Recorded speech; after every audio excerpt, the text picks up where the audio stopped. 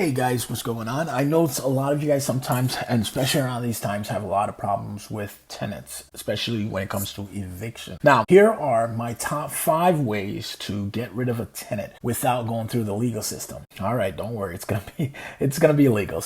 But here's the thing: anything I say here, I recommend you check the laws in your area and with a lawyer and all that, and make sure you're doing things the right way because you do not want to get in trouble. Okay, number 1, you can ask them to leave.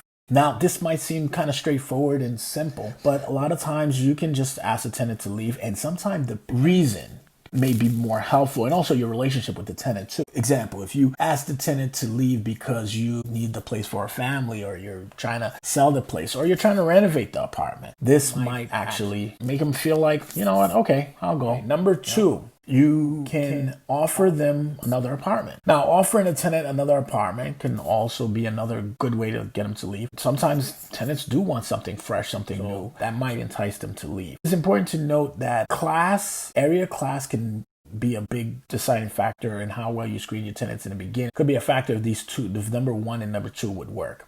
Number 3, this one will depend in your area again and the laws of your area. So check with a lawyer and make sure you already know I'm going to go into something a little tricky here. You don't want to get into trouble with this. So to make sure you check with what the laws are.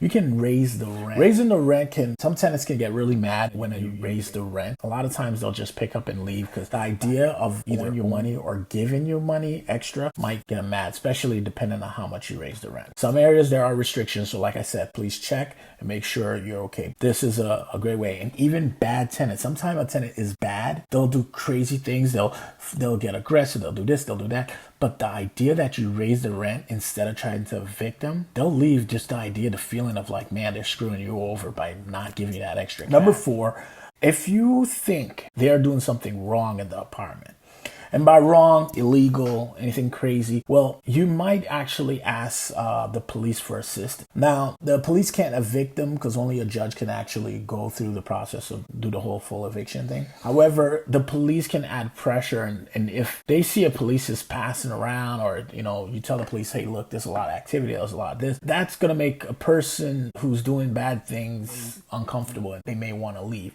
And keep in mind, you might be affecting whatever business they're in. This is a good way to make a tenant who's doing bad things uncomfortable, and then they'll leave. Now, number 5, codes or the fire department, because sometimes the fire department also does code checks.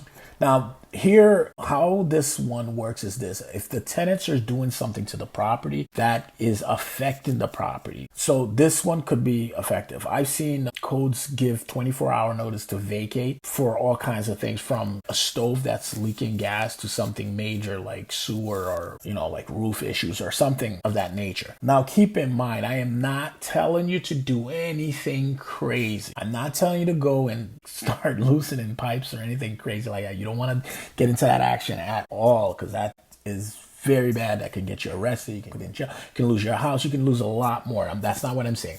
I'm saying if you're walking in, if you're doing inspections and you see these people are destroying your place in a way where the place is even becoming harmful to the people that's living there, this is a good way to do an eviction in a way, even though it's not an eviction, but it kind of is. And then also mind you that your name or the name of the owner of the property may get put into a newspaper, or it's going to go into records, notices and stuff like that, saying like, this is the problem they found at this location and the issue. So just know that that's one thing that could happen. And also, in order to open the place back up, you would have to get whatever the issue fixed, remedied.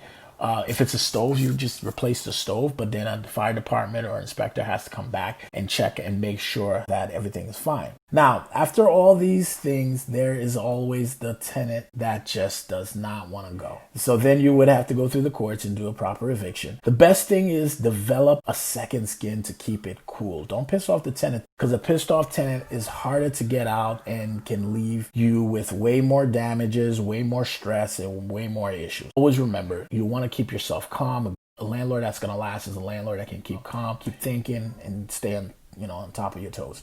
So anyway, these are my top 5 reasons how to get a tenant out.